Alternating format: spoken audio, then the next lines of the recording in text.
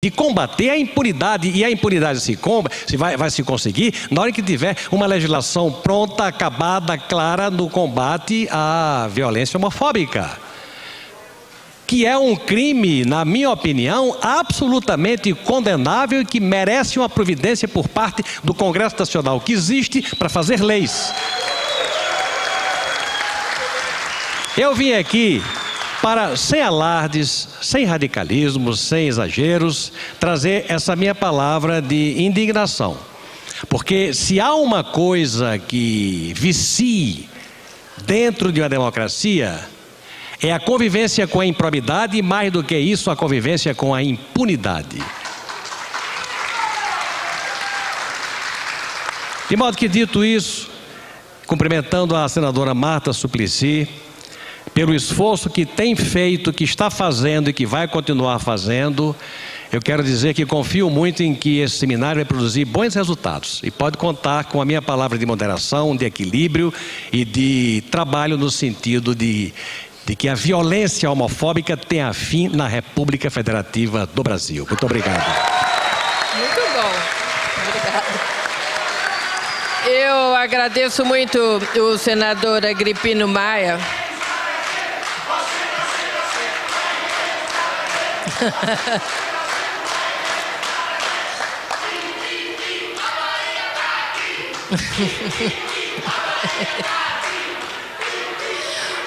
Olha, hoje nós recebemos 2 apoios públicos muito importantes, do senador Agripino e da senadora Ana Amélia, que ainda não tinham se pronunciado. Eu fiquei muito feliz, porque são 2 senadores com muita importância aqui no Senado, que têm se pronunciado muito, que se pronunciam todo o tempo sobre muitos assuntos e que nunca tinham tido a ocasião.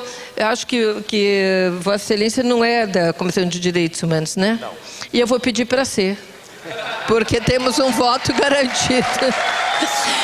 Aqui é um pedido público para que Vossa Excelência possa ser, porque é muito importante nós termos senadores com esse peso que estão se posicionando, porque é dessa forma que nós vamos ter os votos necessários aqui também no Congresso Nacional. Quero lhe agradecer muito, senador Agripino, pela sua participação hoje aqui. Obrigada.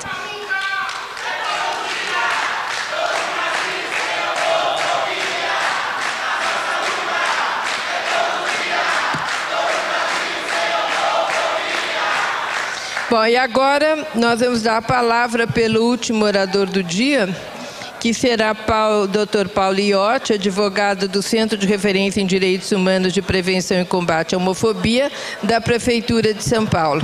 Ele é mestre em Direito Constitucional e autor dos livros Manual da Homoafetividade e de Possibilidade Jurídica de Casamento Civil. Com a palavra, Dr. Paulo Iotti. Muito obrigado. Boa tarde a todas e todos. Primeiramente, agradecer o convite de estar aqui na mesa. Cumprimento todos e todas aqui presentes. E a mim coube, fazer uma fala um pouco mais técnica, mas assim, também na linha bem do que fez o Tiago, assim, enfrentando argumentos muitas vezes utilizados contra o PLC 122 de 2006. Para a gente provar que o projeto não tem absolutamente nada de inconstitucional, não tem nada de totalitário, que o projeto quer única e exclusivamente punir atos de ofensa, discriminação, menosprezo, negativa de direitos à pessoa, por sua mera orientação sexual, sua mera identidade de gênero. O Tiago já explicou uma coisa importante: o PLC não pune só a homofobia. Se a heterofobia, tão alardeada por alguns eventualmente existir, ela vai ser punida, porque o projeto pune a discriminação, a violência por orientação sexual e por identidade de gênero. Então não são só gays, travestis, transexuais que estão protegidos, heterossexuais também. A questão que eu acho muito importante destacar, já foi falado aqui na fala do Daniel mais cedo, o conceito de racismo.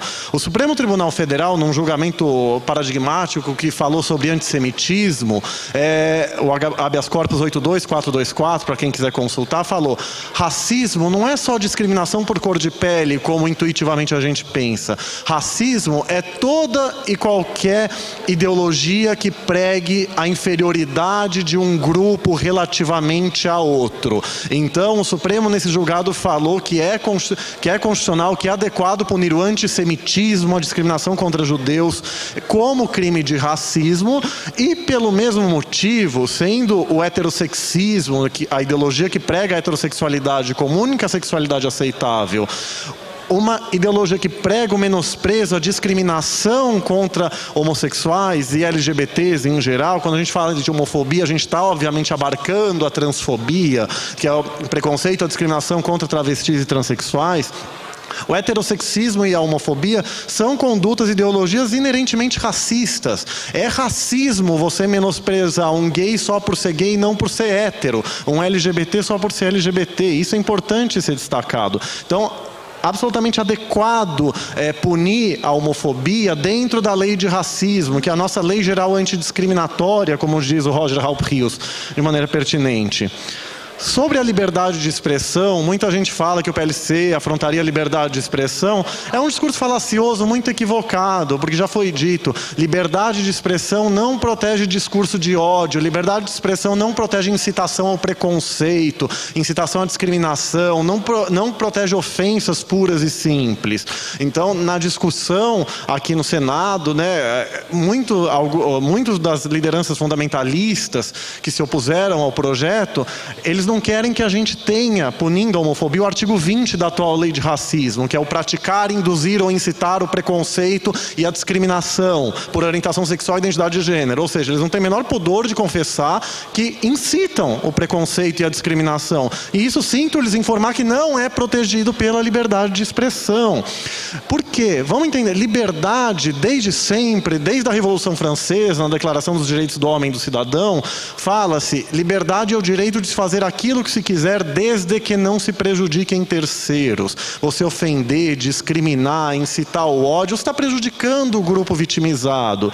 Então, ninguém aqui, já foi dito também, a gente não quer privilégios, a gente quer o respeito aos direitos LGBT, aos direitos fundamentais, à tolerância, à vida, integridade física e psicológica, à honra, ao respeito. A gente não quer ser ofendido, discriminado e menosprezado pelo simples fato de não sermos heterossexuais.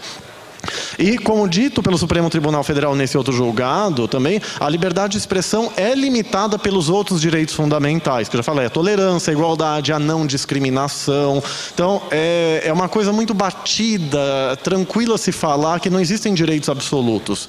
A liberdade de expressão não te dá o direito de menosprezar ninguém. Isso tem que ser expressamente declarado. E o que o PLC 122 faz é unicamente, de novo, punir a discriminação, a incitação ao ódio, punir crimes de ódio. É só isso que o projeto faz. Aí uma questão um pouco mais técnica, na comunidade jurídica, fala-se sobre a questão do chamado direito penal mínimo. O direito penal mínimo diz que o direito penal só pode ser usado como última alternativa, quando a punição por outros ramos do direito, como multas, indenizações, não seja suficiente. Bem, a gente tem diversos estados e municípios, não tantos assim, mas temos que punem a homofobia, a transfobia com leis administrativas, multas, advertências, cassação e suspensão de licença de funcionamento, e a homofobia e a transfobia continuam existindo nesses estados. Então, se o direito penal mínimo fala que o direito penal só pode atuar como última alternativa, bem, a gente está na última alternativa. Os outros ramos do direito não têm se mostrado suficientes. E a legislação penal em questão não seria assim uma lei simbólica. A lei simbólica disse que é a lei que não serve para nada, só para você atestar uma posição do Estado. Os depoimentos aqui mostraram, tem pessoas sendo assassinadas, agredidas, sofrendo bullying homofóbico, e as pessoas cometem suicídio, muitas vezes, pelo alto grau de preconceito e discriminação que sofrem. O Ronaldo Pamplona da Costa, um psiquiatra, tem um artigo que eu gosto sempre de citar num ponto, homossexuais, LGBTs em geral, sofrem muito, não por homossexualidade, travestilidade, transexualidade ser algo errado. A gente sofre por causa da homofobia social que tanto prega o menosprezo e a indignidade de homossexuais, LGBTs, relativamente a heterossexuais. Aí está o sofrimento.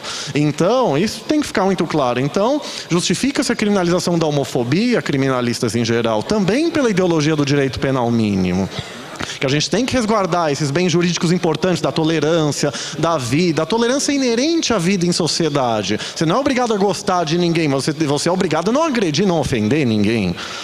Algumas pessoas falam também que a homofobia deveria ser punida com penas alternativas, prestação de serviço à comunidade, não assassinatos, crimes de violência, mas discriminações em geral. Eu posso concordar com isso se você mudar todo o sistema penal brasileiro. O sistema penal brasileiro hoje é punitivista, ele pune esses atos de discriminação, crimes de ódio por cor, motivados na cor, na etnia, na procedência nacional ou na religião, para citar os critérios da lei de racismo. Ele pune com prisão. Isso gera o que a gente tem falado bastante no movimento social, você punir a homofobia com penas alternativas, enquanto você pune com prisão a discriminação contra negros, por exemplo, você está fazendo hierarquização de opressões. Você está dizendo que a opressão por cor, etnia, procedência nacional e religião seria uma opressão mais grave do que a opressão por orientação sexual e identidade de gênero. Então, não se pode aceitar que o sistema jurídico hierarquize opressões. Então, enquanto o sistema penal brasileiro for punitivista, não dá para aceitar esse tipo de argumentação. Alguns falam que seria desnecessária a criminalização da homofobia porque o Código Penal seria o suficiente. Bom, quem defende isso teria que dizer que a lei de racismo poderia ser revogada já que tem o Código Penal. É óbvio que não. Vamos pensar um pouco, gente. Eu acho que o Tiago e o Alexandre já falaram.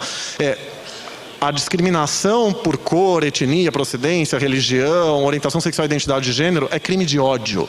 Você faz isso porque você odeia aquela pessoa. Você nega a essa pessoa o direito dela existir pelo simples fato de ser LGBT, de ter uma orientação sexual ou uma identidade de gênero da qual você não gosta, não aprova. Os crimes de ódio têm que ser punidos de maneira mais grave do que os crimes em geral.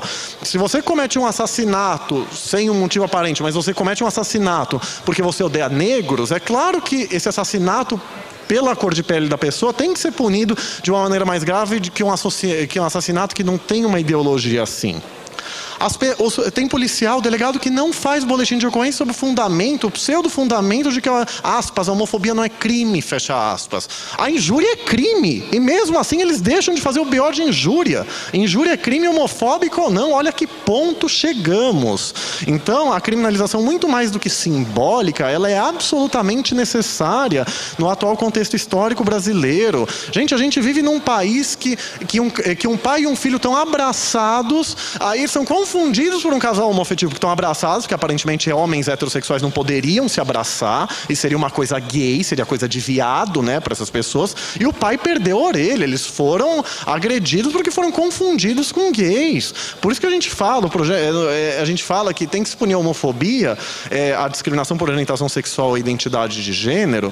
A homofobia é real, por orientação sexual real ou presumida. Se você é gay ou não tem que interessar. Se você é agredido por ser confundido com gay, tem que ser punido da mesma forma. E uma outra questão, assim, você entendendo, aí é uma questão um pouco mais de juridiquês, mas se você entende a homofobia como racismo ou como discriminação atentatória a direitos e liberdades fundamentais, no mínimo isso ela é, a Constituição manda o Estado punir, e punir criminalmente, em ambos os casos, essa conduta. Então, o Estado é proibido de proteger deficientemente as pessoas. O Estado tem que proteger eficientemente todos os cidadãos e grupos sociais. Nesse sentido, como a Constituição manda punir, o Congresso Nacional, na verdade, tem até uma obrigação constitucional de criminalizar a homofobia. Temos uma omissão inconstitucional no Congresso Nacional sobre o tema. Isso, quem diz isso, por exemplo, é Luiz Carlos dos Santos Gonçalves. Se ele não é o presidente, ele é um dos juristas que integram a comissão de juristas responsável que está elaborando um novo Código Penal. Então, é absolutamente necessária a criminalização da homofobia. E como o Tiago falou, as grandes críticas ao projeto, que seria mordaça gay, uma ditadura, elas se referem à redação original do projeto. Eu defendi, quem quiser ver no site plc122.com.br, tem artigo meu defendendo que mesmo essa redação original, com uma interpretação constitucionalmente adequada, seria constitucional. Isso não existe desde 2009, que nem o Tiago falou. Então, isso mostra má fé argumentativa, ou pelo menos não sabem do que estão falando. E, outro lado, ainda que considerem eventualmente inconstitucional o projeto, eles nunca apresentaram uma alternativa. Tá, a gente não aceita isso, mas que vocês acham daquilo? Não, a crítica é puramente destrutiva. Eles não querem aprovar nada que proteja LGBTs hoje. Eles querem ter o direito de praticar, induzir ou incitar o preconceito e a discriminação por orientação sexual e identidade de gênero. Sobre a questão da Bíblia também, a Bíblia não vai ser rasgada, nenhum padre, pastor, religioso vai ser proibido de expor a sua interpretação religiosa de maneira respeitosa. Eu sempre costumo dizer, se eu for numa igreja e perguntar para o padre, senhor padre, eu sou homossexual, realmente sou, e o que o senhor acha? Ele fala, meu filho, isso é pecado, se você não virar hétero, sei lá o que ele vai me falar, enfim... Eu não vou gostar, mas enfim, ele tem o direito de falar isso. A gente está num debate respeitoso. Agora imagina no mesmo contexto, eu falo com ele, ele sai de perto, aponta para mim. Olha, eu sodomita, sujo, pederasta, pessoa insignificante. Liberdade religiosa e liberdade de expressão não protegem isso. Então, você não tem o direito do púlpito de menosprezar e ofender as pessoas por sua orientação sexual e identidade de gênero. Então, nesse sentido, para finalizar, já tenho que finalizar, eu vou citar uma fala, na verdade, Eric Zorn, em 96, um colunista norte-americano, no jornal Chicago Tribune, ele citou 12 casos, 12 exemplos, eu vou ler um para vocês. Um grupo anti-gay declarou que a extensão do direito ao casamento a casais gays ia resultar em uma população degradada, ignóbil, incapaz de desenvolvimento moral e intelectual. E defendeu a superioridade natural que Deus conferiu a heterossexuais. Assim, a grande sacada disso, e tem 12 nesse sentido, é que isso não foi uma pessoa que menospreza homossexuais que disse. Isso foi dito no final do século XIX contra o casamento interracial, contra o casamento de brancos com negras, de brancos com pessoas de outras etnias. A Suprema Corte Americana, num julgado famosíssimo, Loving vs. Virginia, reformou uma decisão que dizia, aspas, Deus Todo-Poderoso colocou brancos, negros, amarelos e vermelhos em continentes diferentes porque Ele não queria que se misturassem. Um juiz federal disse isso para justificar a criminalização do casamento de um branco com uma negra ou vice-versa. Por que eu estou falando isso? Os argumentos são os mesmos. Eles deviam aprender, quer dizer, eles falavam que se permitiu que o casamento interracial o mundo ia acabar, ia ser a degradação moral. Um psicólogo disse que chamar as pessoas contra o casamento interracial de preconceituosas era um preconceito. Isso lembra um discurso idêntico que fundamentalistas fazem hoje? Lembra muito. Então, os argumentos são os mesmos. Então, a gente tem que, da mesma forma que eles se conscientizaram, porque é crime, menosprezar uma pessoa por sua mera cor de pele, o PLC, a única coisa que a criminalização da homofobia vai fazer é garantir que as pessoas não possam ser discriminadas, ofendidas, menosprezadas, ameaçadas e mortas também por sua mera orientação sexual e identidade de gênero. O projeto é constitucional, é falacioso ou ignorante, desconhecedor, qualquer posicionamento em sentido contrário. Era isso, muito obrigado.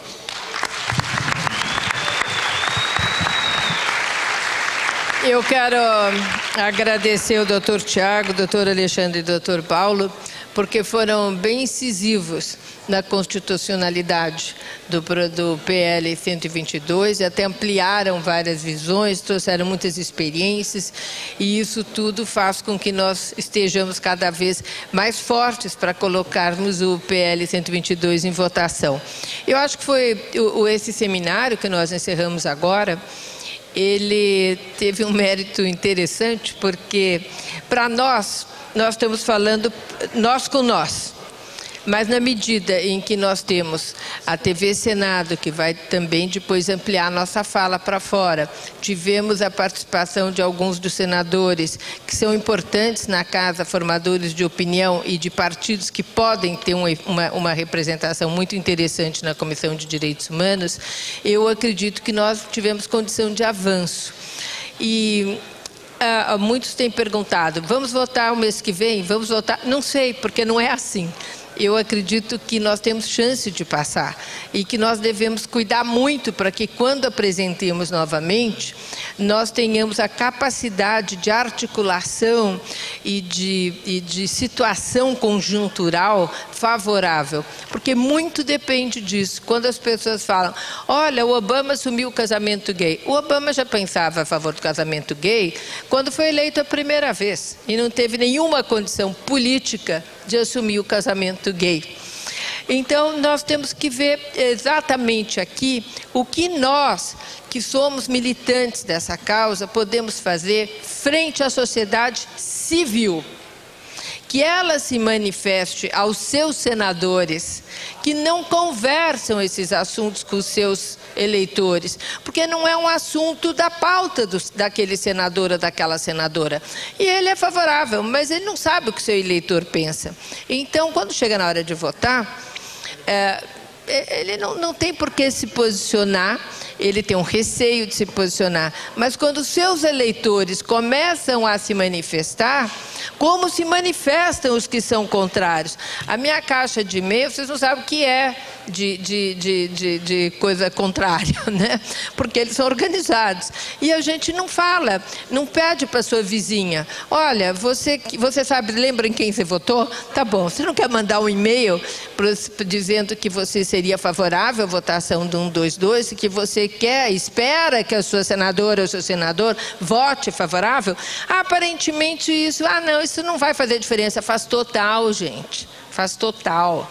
Para quem é contra, não vai fazer diferença nenhuma. Mas a maioria nessa casa não é contra. A maioria é a favor. Mas é um a favor que não se coloca, porque não sabe como é a sua base. É isso que precisa chegar como informação.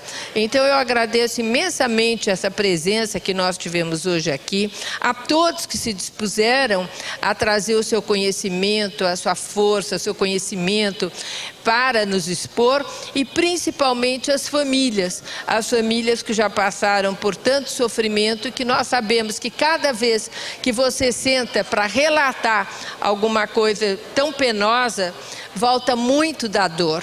E quero deixar um abraço muito especial à dona Marlene, porque nós temos todos que nos empenhar para que isso seja resolvido. Principalmente questões, na dela porque ela se tornou emblemática, mas todos que vocês viram aqui como depoimento, uma das coisas mais chocantes é essa: nada acontece, nada acontece. E se isso tem que ser mudado, e o depoimento, acho que foi Paulo que colocou o depoimento, eu ouvi muito em São Paulo, de pessoas que são xingadas, às vezes levam chute e vão para a delegacia, isso não é nada, não é crime, isso é uma bobagem. E é por isso que nós temos que criminalizar esta tal de bobagem, porque ninguém gosta, ou gostaria, se for um heterossexual, de sair na rua e ser xingado porque está ou de saia curta, ou saia comprida, ou cabelo X, ou porque está... ou por qualquer motivo, né? As pessoas têm que ser respeitadas. E às vezes a gente até acredita que as pessoas às vezes são xingadas ou agredidas por uma situação totalmente tonta, que vai para a delegacia, o delegado faz um BO. E no caso o outro não faz, por puro preconceito. Enquanto não tiver lei, não vai fazer. A gente sabe que o preconceito, ele não acaba com a lei, mas ele inibe comportamentos agressivos. E a gente começa assim que nós começamos, e nas nossas casas, ensinando as nossas crianças, nas nossas escolas, pregando respeito. Essa é a forma com que nós podemos tornar a nossa civilização mais civilizada, que é o que nós todos gostaríamos, de respeito a todos. Eu gostaria, antes de terminar, também registrar a presença da vereadora lésbica Edilene Paim, que é do Coração de Maria da Bahia. Muito obrigada pela presença, vereadora. E avisar também, tem algumas pessoas que precisam de uma declaração de presença. As pessoas que tiverem essa necessidade, mandarem, por favor, um e-mail para freitas@senado.gov.br.